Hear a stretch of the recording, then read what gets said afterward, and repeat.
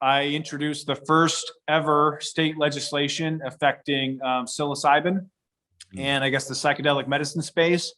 So that was really exciting for me. And I was so happy, that it was like the first thing I did that kind of got noticed from people kind of across the nation. And start talking to interesting people and was able to get acquainted with people in Denver and Oakland and people working on the same stuff.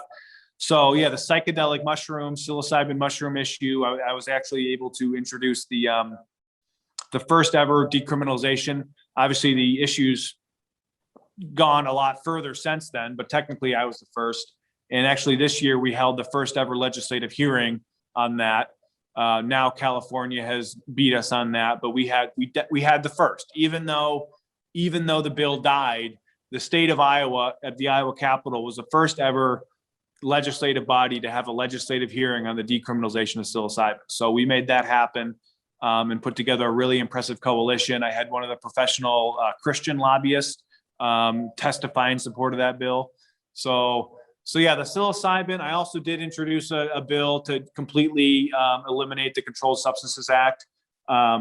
There are bills every year, basically. So the Iowa controlled substances, we all have to conform with, the federal schedule.